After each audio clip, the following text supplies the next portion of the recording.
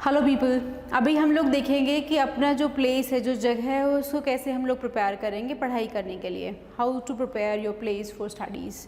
अपनी जगह को कैसे प्रिपेयर करेंगे to start your studies.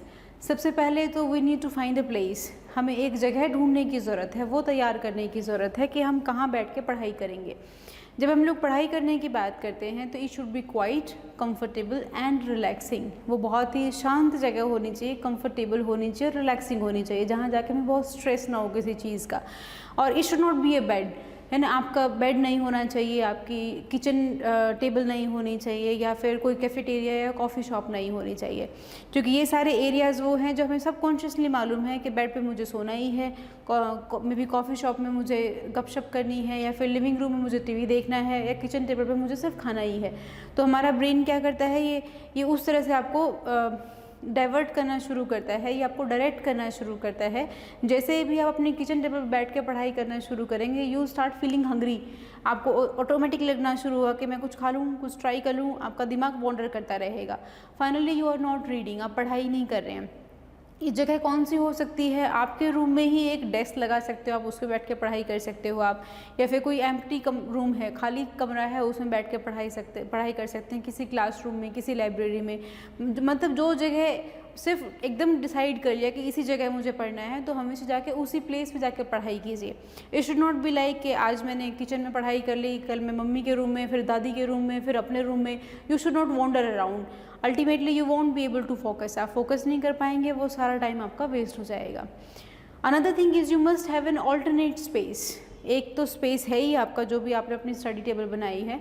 In case अगर किसी दिन वो इंगेज है किसी भी रीज़न की वजह से, मे बी आपके रूम में कोई सो रहा है, या फिर कुछ और एक्टिविटी चल रही है आपके रूम में, then you can shift yourself to other place. एक जगह से दूसरी जगह आप शिफ्ट हो सकें। Maybe your sister came, आपकी सिस्टर आई है, वो ड्रामा प्रैक्टिस कर रही है, या उसको अपनी स्पीच प्रैक्टिस करनी है, तो she might be taking your room, your room engage with her, है ना। आपके कमरे में वो हैं, और फिर आपको कहीं और जाके पढ़ाई करनी होगी। तो एक ऑल्टरनेटिव हमेशा आपके पास होना चाहिए कि कहाँ बैठ के मैं और पढ़ाई कर सकती हूँ।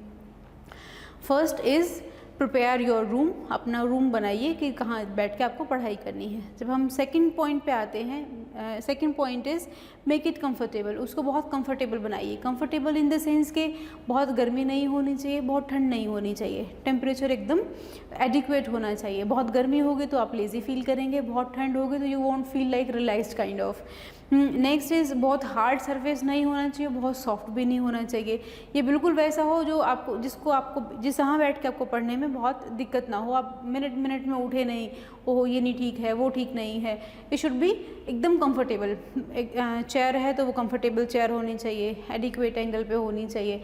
अगर एडिक्वेट एंगल पे चेयर नहीं होगी, कुछ भी अगर से हम बात करें किसी बहुत ही रिलैक्सिंग चेयर है, उस पर बैठ के पढ़ाई कर रहे हैं, तो थोड़ी देर में आपको बैक पेन होना शुरू होगा, या फिर आप उतना कॉन्सेंट्रेट नहीं कर पाएंगे। तो it should be comfortable. Lighting जो है वो बहुत एडिक्वेट होनी चाहिए, या बेटर है कि 2 सोर्स ऑफ लाइट होनी चाहिए। जब हम लोग लाइटनिंग की बात करते हैं, we prefer natural light as to artificial light. Natural light is preferable इसलिए है कि जब हम लोग नेचुरल लाइट की बात करते हैं, नेचुरल लाइट में आपकी जो आइज़ हैं वो ज़्यादा कंफर्टेबल फील करती हैं। वो बहुत तेज़ भी नहीं होती, वो बहुत डिम भी नहीं होती, वो एकदम एडिक्वेट क्वांटिटी में आपके पास आती है, और उसमें आपको चीज़ें जल्दी याद होती हैं। लाइक योर नेचुरलिस्टिक इंटेलिजेंस का आप वहाँ पर ज़्यादा इस्तेमाल करेंगे। और जब हमारे पास नेचुरल लाइट की अगर से हम बोलें कि उस टाइम फैसिलिटी नहीं है, आप रात में पढ़ाई कर रहे हैं, फिर शाम को पढ़ाई कर रहे हैं, फिर कुछ ऐसे कॉर्नर में बैठ के पढ़ाई कर रहे हैं जहाँ पे नेचुरल लाइट का एंट्रेंस नहीं है, वो एक्सेसिबल नहीं है, उस केस में you must have 2 sources of light. 2 source of light क्यों होने चाहिए कि आपकी आइज़ हैं इट वॉन्डर अराउंड। ऐसा नहीं है कि अगर आप किताब लेके पढ़ाई कर रहे हैं तो सिर्फ बुक में ही वो उसने फोकस किया है। आपकी आंखें जो है वो नाचती रहेंगी, वो घूमती रहेंगी from one place to another. अगर मान लो सिर्फ आपकी if you are using a lamp, table lamp, अगर सिर्फ अपनी बुक में देख के पढ़ाई कर रहे हैं और बाकी रूम में अंधेरा है, तो जब भी आप दूसरी तरफ देखेंगे तो ऑटोमेटिकली आपको क्या लगेगा, your eyes are changing their focus. आपकी आंखें वो अपना फोकस चेंज करेंगी और उनको स्ट्रेन होगा, उसमें स्ट्रेन होगा तो अल्टीमेटली आपका ब्रेन है वो कंसंट्रेशन नहीं कर पाएगा, और फाइनली वो फोकस नहीं होगा। तो जो भी सोर्स ऑफ लाइट है वो 2 सोर्स ऑफ लाइट होनी चाहिए, ताकि पूरे कमरे में जो लाइट है वो एडिक्वेटली फैली रहे और आपको पढ़ने में दिक्कत ना आए, आपकी आइज़ के ऊपर स्ट्रेन ना आए। Next one is have everything ready, हर चीज़ें सब चीज़ हमारे पास रेडी होनी चाहिए। स्टेशनरी की बात करें, बुक्स की बात करें, कॉपीज़ की बात करें, हर चीज़ एकदम रेडी होनी चाहिए। It should not be like हम अभी उठ के जा रहे हैं, हाँ फटाफट अभी बुक लेके आए, फिर पढ़ाई करना शुरू किया, पढ़ रहे थे, पढ़ते पढ़ते अचानक याद आया कि I don't have a pen, ये पेन की रिफ़िल ख़त्म हो गई, या फिर अब मुझे रेड पेन चाहिए, ग्रीन पेन चाहिए। तो जितनी भी चीज़ें हैं वो एक जगह अपने पास रेडी रखिए। रेडी रखेंगे तो आपको बार बार उठना नहीं पड़ेगा, और बार बार उठेंगे नहीं तो आपको तकलीफ़ नहीं होगी, आपका दिमाग परेशान नहीं होगा चीज़ों को लेके। बस वो फटाफट जो चाहिए वो आपकी हैंड की रीच में होनी चाहिए वो सारी चीज़ें। And the next one is अपने रूम के अराउंड आसपास पॉजिटिव मैसेजेस लगाइए। पॉजिटिव मैसेज कैसे हो सकते हैं कि आपकी फ़ोटोग्राफ्स हो सकती हैं, कडलिंग और हगिंग योर फैमिली मेम्बर्स, या फिर वो सारी चीज़ें हो सकती हैं जिनसे आपको आपकी सेल्फ इस्टीम बहुत हाई हो जाए, जिसमें आपको अच्छा फील हो। When you feel like yes I am able, I am a good learner. इसमें चीज़ें कैसे भी हो सकती हैं कि जिन सब चीज़ों से आपको लगे कि जो आप चीज़ें आपको मोटिवेट करें, may be they could be good quotes, अच्छी कोट्स हो सकती हैं, या फिर हम लोग बात करें कि अच्छे कोट्स के अलावा आपकी कुछ आर्टिस्टिक कुछ बनाई हुई चीज़ें हो सकती हैं जिनका बहुत अच्छा मैसेज हो, बहुत पॉजिटिव मैसेज हो। पॉइंट इज़ हमें जितनी भी नेगेटिव चीज़ें हमारे आसपास हैं उन सबको हटा देना चाहिए, जो भी हमें ये फील करवाएं कि वी आर नॉट केपेबल या we are not good learners, उन सब चीज़ों को अपने रूम से बाहर निकाल दीजिए। सिर्फ पॉजिटिव चीज़ें आपके आसपास होनी चाहिए। And the last one is enhance your environment. जो भी आपका एनवायरनमेंट है उसको एनहेंस कीजिए। एनहेंस करने का मतलब है कि आप ऐसी सारी कोट लगाइए जो आपको और काम करने के लिए प्रेरित करें, like never never never never give up. जब भी आपका मन करेगा कि अब मैं छोड़ दूं, बस अब और पढ़ाई नहीं करनी, एकदम से नज़र उसके ऊपर जाएगी एंड यू फील लाइक नहीं मुझे पढ़ाई करनी है, आप एकदम से वो फिर दोबारा से फोकस करेंगे, फिर पढ़ना शुरू करेंगे। या फिर हम बोलेंगे say I want to B